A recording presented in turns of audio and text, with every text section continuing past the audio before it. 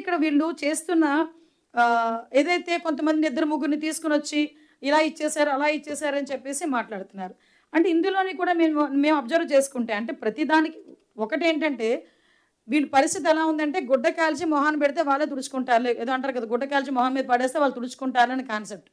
కానీ మేము తుడుచుకునే పొజిషన్లో లేము. ఎవడు గుడ్డ కాల్చాడు, ఎందుకు కాల్చాడు, కాల్చిన తన దానికి మోటో ఏంటి, దాన్ని తిప్పికొట్టే ప్రొసీజర్లో మేము ఉన్నాం. ఈరోజు ఇక్కడ కూర్చున్నాం. ఇంతకు ముందు వ్యవహారాలు కాదు, మీరు ఏది పడితే అది మాట్లాడేస్తే దాని గురించి మేము కూర్చోడానికి. అట్ ద సేమ్ టైం ప్రజలకి కూడా మేము చెప్పాలి, ఏమి జరుగుతుంది అన్నది ప్రజలకి వివరణగా చెప్పాలి.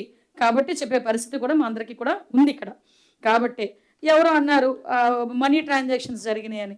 ఎవడో ఫోన్ చేసి నేను శాప ద్వారా చేంజ్ చేస్తాను, డబ్బులు కావాలని అడిగితే ఆ రికార్డు ఏదో పట్టుకుని వేలాడుతున్నారు. దాని తర్వాత కేసు ఫైల్ అయింది. అంతేగాని శాపలో పలానా వాడికి ఇస్తానని చెప్పి కూడా అనలేదు. అయినా కూడా వెంటనే ఎఫ్ఐఆర్ నోట్ అయింది, ఛార్జ్ షీట్ కూడా అయిపోయింది. మనకి ఇన్వెస్టిగేషన్ కూడా అవుతుంది, రెడీ అవుతుంది కాదు అవుతుంది.